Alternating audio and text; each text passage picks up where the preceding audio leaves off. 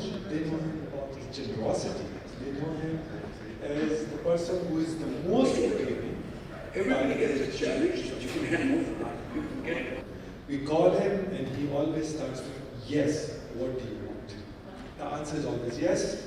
He is the first chair of humanities in Pakistan from Habib University. He is also a generous donor in TCF, in DIL, in many organizations. I mean, you name it, in Salani Trust. And this guy is just an amazing, amazing person. Wonderful human being. You don't like to say my friend, Zen Jimmy.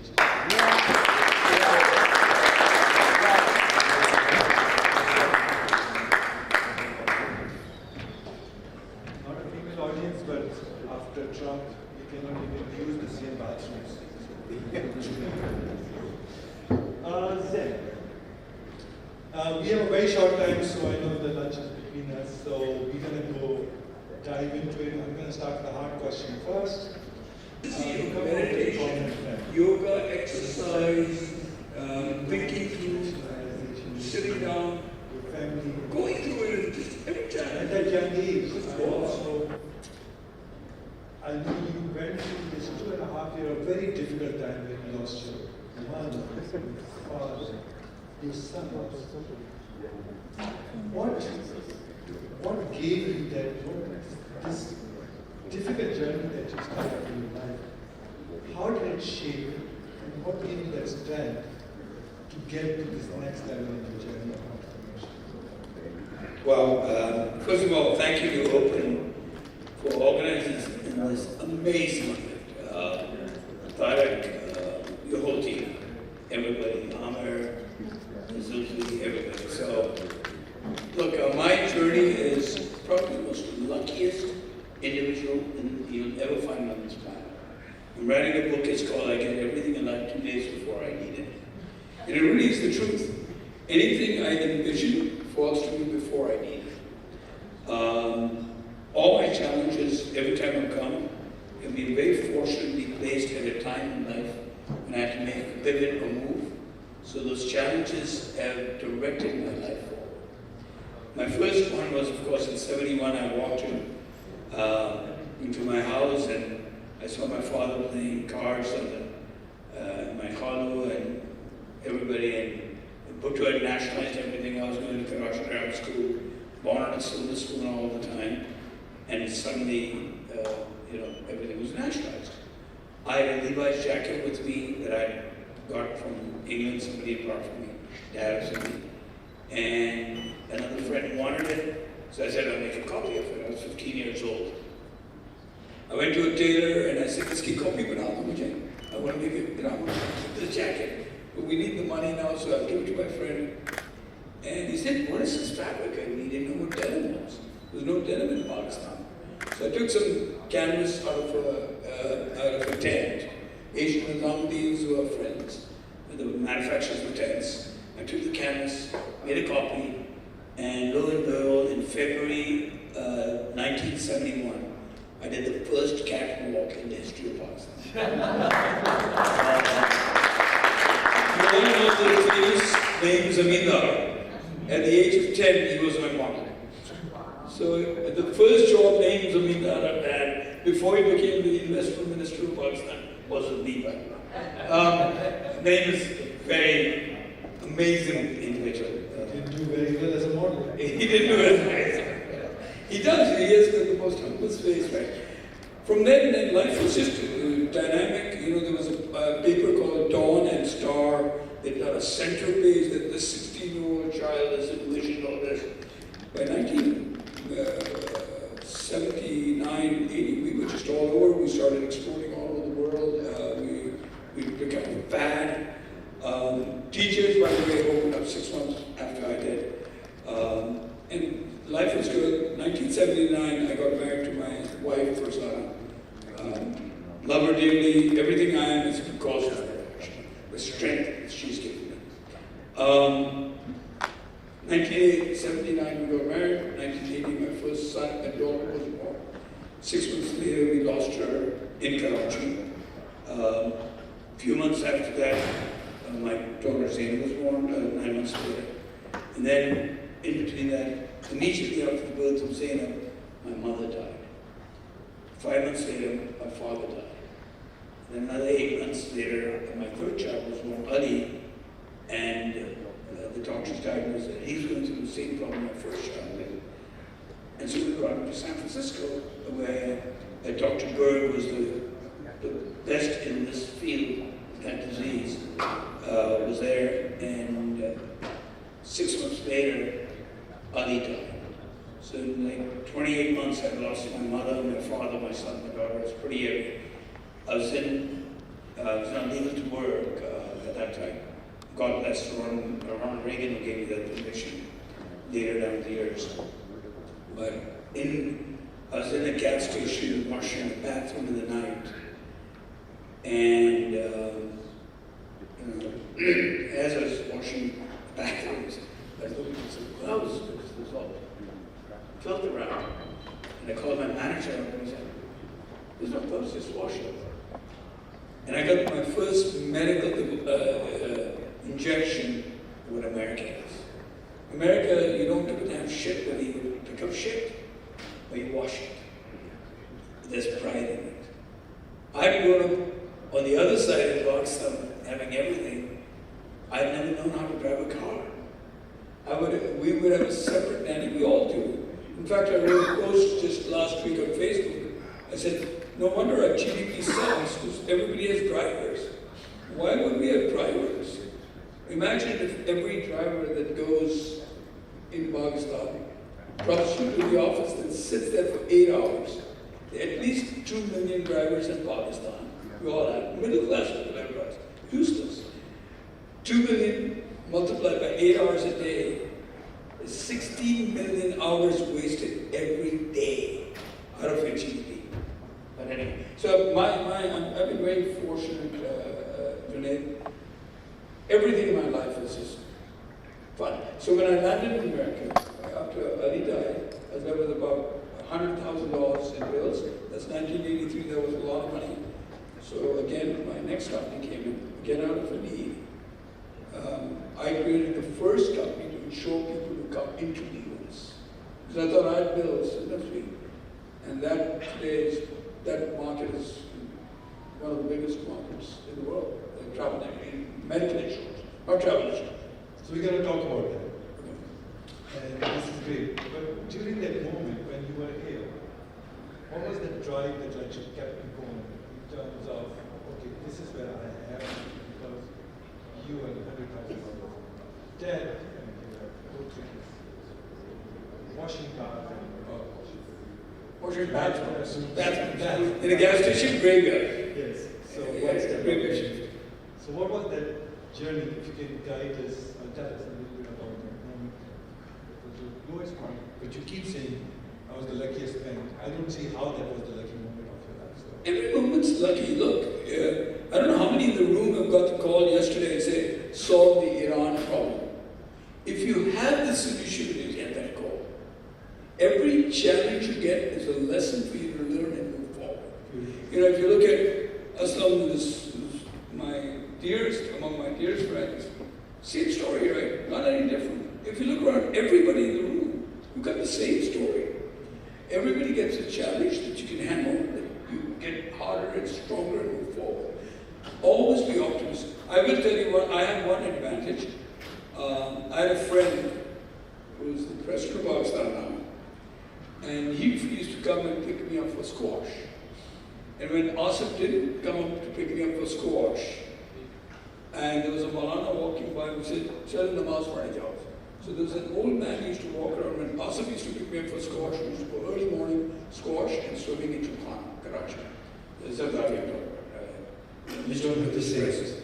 And so when he didn't come to pick me up because he was late or didn't show up, there's this old man walking by who would tell me, "Chal namaz padh jao." Now I'm a Bhuri Muslim.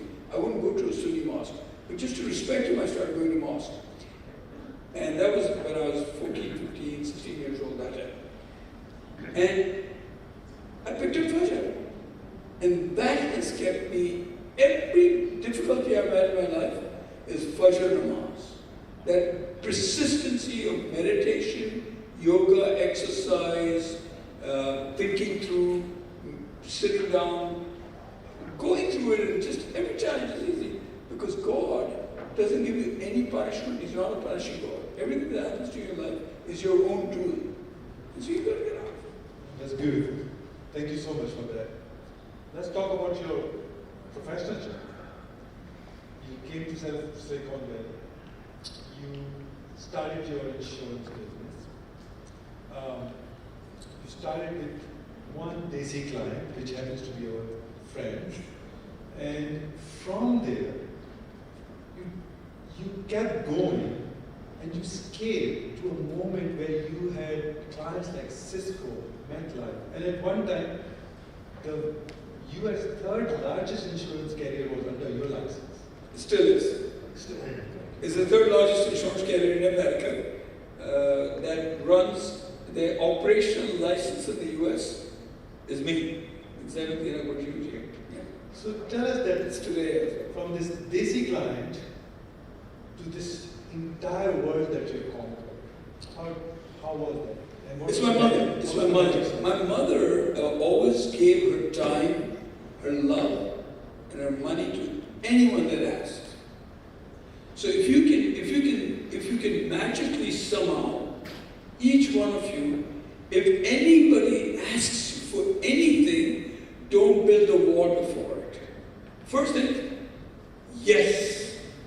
And somebody else said that. Somebody else this morning said, one speaker said, yes, Guru, and then figure out how you do it. Amazing things happen to you.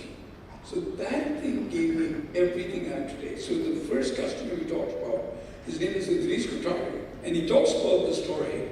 So when Idris and I landed in the US, and I became, I was not legal to work because you get a social security number, but you used to say not valid for employment.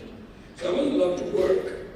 So I said, what do I do? Because you're illegal. I'm legal in the US, but I'm not legal to work.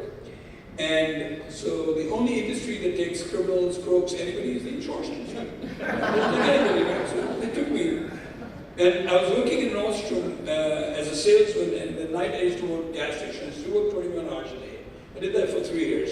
So, of course, I'd sleep the 2 nights I'd get off at the gas station, and I'd sleep the 2 days I'd get off at Nordstrom. So this guy walks in from a Stanford grad, he comes in, he's an insurance broker for Penn Mutual, a wholesaler, and he says, you speak very good English, because in Pakistan don't look at you English whole thing. He probably taught he had already seen Indians, and Indians talk a little different than us. Right? We don't talk like that. So he was pretty shocked that I speak pretty good English. Obviously I had gone to O-levels, grammar school, spoke English very well. And so he said, you should come, you'll become a financial consultant, a financial planner. And I go, that's a pretty big word. I didn't know what financial planner was in Pakistan, so I came, I said, let's go for an interview. All he was doing was sucking me up to become a life insurance agent. But I did that because that was the only job I could get. I took the job, and I picked up the Bohra directory of Bohras. There were about 40 families at that time.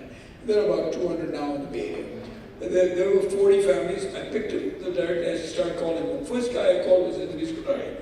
And here's the call I made. I said, Idris, who Maru naam Zain che? I said, who Karachi sichu? I'm from Karachi. I want to sell you life insurance. Can I see you? Anybody gets that call, that's a hanger. That's a direct hanger. You know what Idris said? Yeah, sure. Come on Wednesday at 3 o'clock. I go in, I take a bus. I don't know that the bus, you got to press a button to make it stop at the station. And she stopped. So I missed that station. I go to the next station. I get off there, come back, run to him, and I'm 5 minutes late. Idris, for those of you who know it, he did exactly this to me. Open the door. This is not Karachi. Hell with you, I'm not seeing you. My whole body came down like this. And I'm all sad. And then he said, wait a minute. He goes to his inside, he picks up all his commercial policies, workers' comp, and general liability, and gives it to me. Says, come back tomorrow at this time, come back next week, Wednesday at this time, and all this business is yours. He doesn't know who I am. I don't know who he is. We'll fast forward 20 years from there. I'm opening up the Thai chapter with Sayyid Babar Ali in 2000 in Pakistan. So Sayyid Babar Ali said, let's open up the Thai chapters. Package is delivered for those who you don't know. One of them, my closest friends. Admire the legend. And so anyway, we were opening up the chapters. I called up Idris. I said, let's go. So Idris, in the flight, takes out a card and gives me the name of a family. And says, do you know this family? I know you come from the investors family. I come from a poor Malana family. Do you know this family? I said, yes, I do. I look at the name, I say, yes, I do. And guess what? The minute that he let me in his office and gave me those insurance policies, I didn't know at that time. 20 years later, he gives me the card. You want to look for my khala in my family. Why did he want to look for it? Because he'll tell you, and he tells everybody this, when he was coming to America, he didn't have money for education, he didn't have airfare. He went to one family and asked them, can you give me airfare? And they said, yeah, sure. So my family had given him money to come to America. 10, 15 years later, I'm broke, I'm in America, he makes me business. 20 years later, I want to go back. Now, the story gets better. The Altera CTO is Raul Hussain. Guess who gave him money to become what he is today? Idris Qatar. So if my family had not given Idris money, Altera's CEO wouldn't be a Pakistani. Story goes on. I'm going to tell you Raghav is looking at that, please, nothing to do with that. I'm just saying that please become givers. Pakistanis need to become givers. Just like everybody. I think, yeah, for those of you, I'm pretty sure everyone knows, Raghav did an exit of $6 billion, so out of those $14 million, almost half is, or one third is there. But I think that takes us to this next question about the giving part of it. We all know, I mean, of course, we all grew up together in the valley, and he's my younger brother, by the way, he does all of you grew up together. We got to know you mostly because of your generosity, and insurance to you was also a byproduct. To all of us was like, oh, okay, we all come to you, that's natural. But where did you get this panga of giving money all the time? Where did you get this, like, okay, I have to do that? And there was never a time I have never experienced a no from. I mean, it's just amazing. That's why before you answer, it's not the money part also. Your time is becoming more and more valuable. And it is crazy that people call you and you pick up the phone. And everybody is like, oh my God, can you connect me to Zen? I go, you go talk to Zen. And you're always giving time also. So it's not the financial generosity, but your time generosity. Where do you get it and what drives you?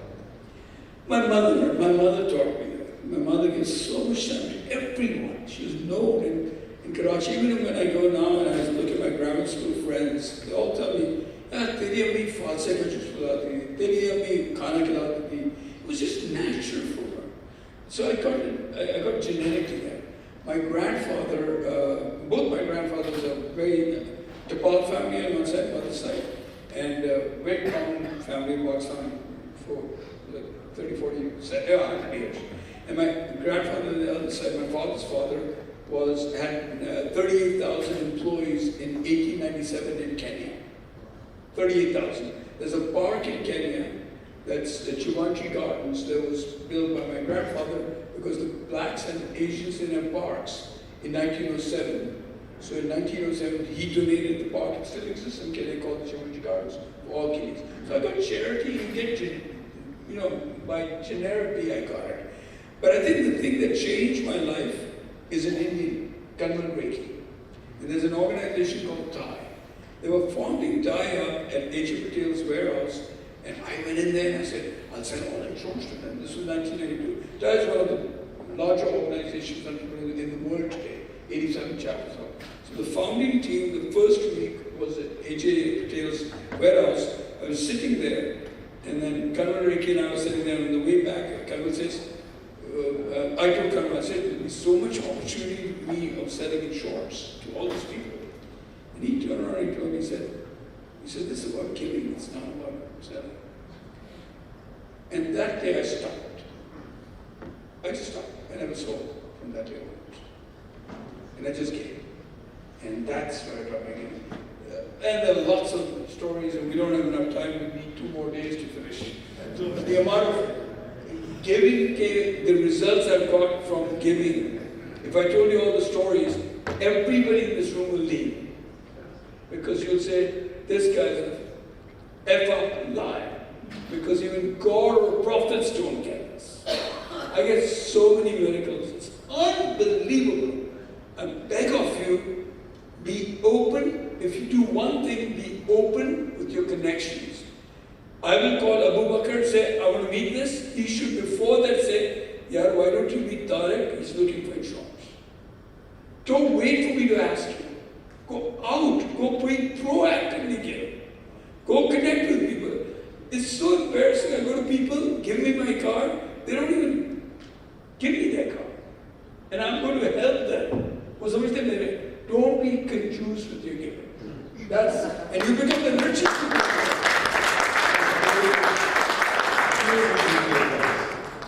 This is a living example. He should be on this side. Because his mother, who's a very dear friend of mine, is a legend of Pakistan. And is a legend of Pakistan. I love her dearly. And by the way, she knows, I took a number, there's a road addressed on her mother's name, Sultana Siddiqui Road in Pakistan, was inaugurated 2-3 weeks ago, and I talked about my time. I flew from here because she sent me a text, said, can you come? I said, I'm leaving 2 days before. She said, Aisi aapa kahan se milegi? I flew in, and then she tells me, she said, Mera beta nahi hai. I have a major beef with it. I called him, I said, you stop going there. Because my mom always bugs me that he comes here for my events and I go. Today is my wife's birthday, I'm here. On the 13th was my birthday, I was at the Habib University Foundation, New York, and I turned 70 on the 13th. But on my birthday, I was in New York at a fundraiser, not with my wife. Today is my wife's birthday. She's not here, I'm here. Yeah. So you've got to be giver. You've got to be giver. That's the only way you get rich. Yeah, no, I think I'm more scared of this guy who is giving me time. 1 minute left, 2 minutes. But with that, I think, as always, it's a pleasure to talk to you. I don't think we need to be on the stage. We are always together. But it's always heartwarming to hear the stories. It's heartwarming to see the generosity. And as Zaid said, he does one thing to everyone. He gives this book of giving. Go Giver. Go Giver. It's beautiful. You guys should all read it. If you don't have the book, he has at least 1,000 copies. He knows that. But with that, thank you very much. Thank you. One thing, give to all of you. Within the next 60 days, ask me for anything, and I must do it. Kuch goes in there. Whatever you ask me, I must do it. Changing regime is not one of them. That is